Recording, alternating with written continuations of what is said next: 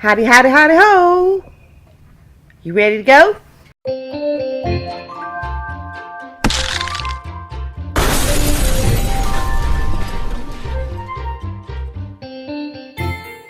As I said, we are going to follow pretty much kind of anything and everything we're doing in gardening for 2019 here at Farmer Brown's Paradise. So this will be episode 2, where we are setting up our grow stations.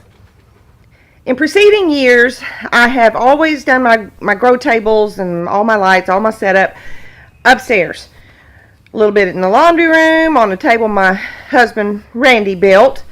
And then I had to add tables, so I had one in the office, and then I had to add more tables, so I had some in the guest bedroom, and they were everywhere. We have plenty of room in our basement, but there's 2 main reasons I didn't set up down there before.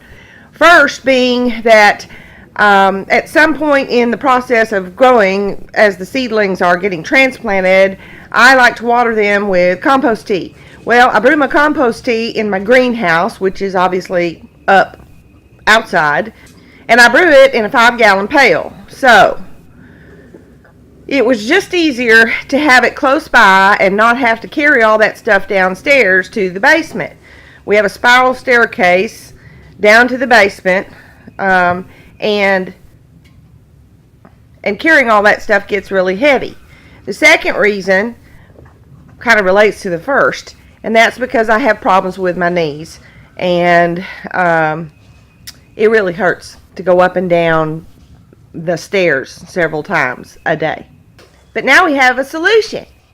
We have the great pumpkin behind me.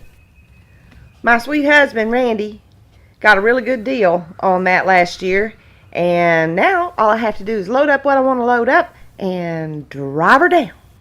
So you ready? Jump in. Yippee-ki-yay.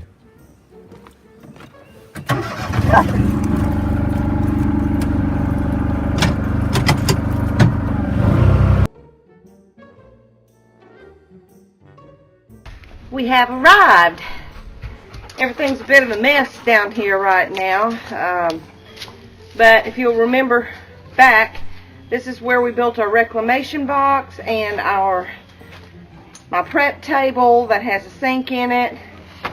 This is our cement mixer. So down here is where we do all our mixing. So this is also going to be convenient for starting the seeds, because I can come out here and be messy out here instead of being messy like on my porch or in my laundry room. So, as they say in the South, squin. And for those of you who have no idea what I just said, that is the Southern abbreviated version of let's go in. Along this back wall here, I have 2 4-foot tables and 1 6-foot table. Now my 6-foot table was my original table. I'll show you that in a second. But these 4-foots I had gotten later and realized that I could not use my 4-foot strip lights on them, because you really need more than 4 feet to hang them the way I do it. So I had to put them together like this. So it looks a little hodgepodgey. But I've got 2 T12 lights here, and I kept this out to tell you what I use. These are the daylight fluorescent bulbs, and their lumens are 2900. That's what I've got everywhere. So that's what these are. These were just 2 little lights that I had when I very first started trying to grow some seeds. And now I'll move the camera so you can see the others. Oh, and the heat mats. I'm going to talk about those here in a minute also. So from going to these tables, then I have that 6-foot table. Now that front light is not working. I thought it was just the bulbs, but I replaced the bulbs, so I'll probably have a bad light fixture there. That's what happens when you kind of throw them out in your shed. So I'm going to have to replace that one. This is the table that Randy built for me. I don't know how many years ago, but when I very first started wanting to try to grow some seeds, and I was just thinking, okay, that, you know, this table, it fit in our laundry room just right underneath the southern window, exposed window. But I knew I still needed to have a grow light, and so I got this very nice, expensive grow light. I do like it because it's easy to raise and lower.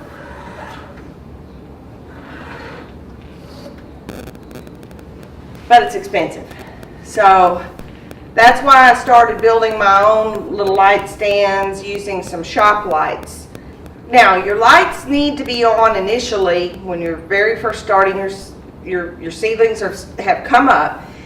They need to be on about 18 hours a day. And I got a lot of lights plugged in. So what I have now are timers for the lights so that I can set it so that it comes on when it needs to, goes off when it needs to, and I don't have to come downstairs to make sure I've done that.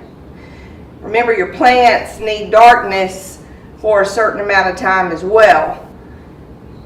As the seedlings get more mature, you back off on that light to about 14 hours a day.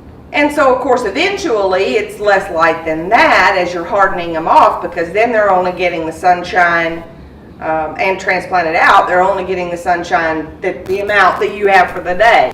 Now let's talk about my heat mats. My heat mats do not have thermostat controls on them. So my new purchase this year are thermostat controllers where you can plug your heat mats into to control the temperature.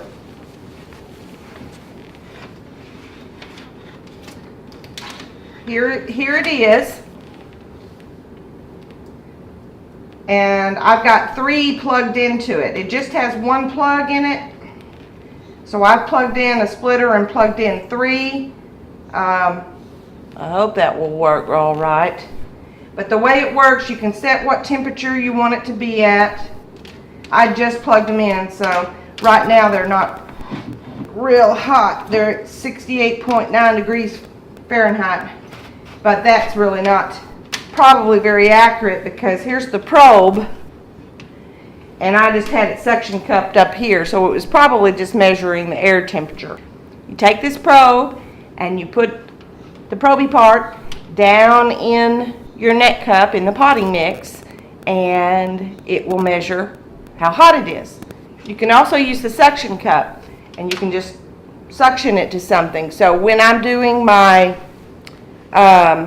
germinating, the paper towel method in the plastic bags, I will suction it just to the plastic bag on the outside, and that way I'll know what the temperature is, because the temperature for germinating seeds is usually a good bit warmer than once they come up and you've planted them in soil and your seedlings are coming up.